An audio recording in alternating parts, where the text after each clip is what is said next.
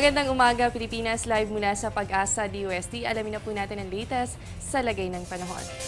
Sa mga kababayan po natin dito sa Metro Manila, kasama rin po ang Bicol Region, Calabarzon, kasama rin po ang Mimaropa at probinsya pa ng Samar at Panay Island. Paghandaan po natin ang mga susunod na oras dahil mataas ang posibilidad na makaranas tayo ng mga pag-ulan. Dulot nga po yan nitong low pressure area sa loob po ng ating Philippine Area of Responsibility. Samantala, dulot naman po nitong hanging amihan na nagsimula nga pong umiral kahapon. Magdadala po yan ng mga mahihinang pag-ulan dyan naman po sa may Cagayan Valley at ganun din po sa may Cordillera Administrative Region. At para naman po sa tititirang bahagi pa ng bansa natin, asahan po natin ang partly cloudy to cloudy skies with isolated rain showers and thunderstorms, lalo na po yan pagsapit ng hapon o gabi. At sa mga kababayan po nating mangingisda, ihahatid po namin ang detalye ng gale warning ng Pag-asa matapos ang isang paalala. Tatanungin ko ang lahat ng nararapat itanong. Tatanungin ko sina Manong at Manang, mga kaibigan at katrabaho, Si Obama at ang barangay tanod.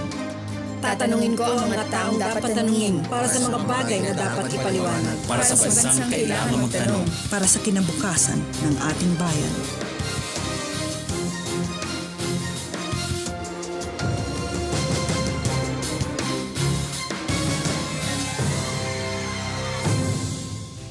At mga kababayan, dahil po may kalakasan ang pag-iral nga nito nga hanging amihan o yung northeast monsoon, nakataas po ng gale warning ang Pag-asa. Particular po yan dito sa may northern and eastern seaboards po ng Hilagan, Luzon. Ganun din po sa may eastern seaboards pa ng central at southern Luzon. So asahan po natin ang lakas ng hangin ay nasa pagitan niya ng 52 to 63 kilometers per hour. Kaya naman po sa mga baybaying nabanggit natin, posible po ang pagkakaroon ng maalon hanggang sa napakaalong kondisyon ng karagatan. Kaya naman pinapaalalahanan po ang lahat ng may maliliit na sasakyang pandagat na iwasan po muna ang pumalaot para masigurado natin ang inyong kaligtasan.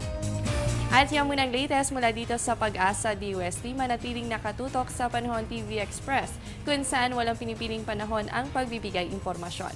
Ako po ang inyong nakasamang inyong weather buddy, Jessie Basco, na nagsasabing walang dadaig sa taong may alam at laging handa. Magandang umaga.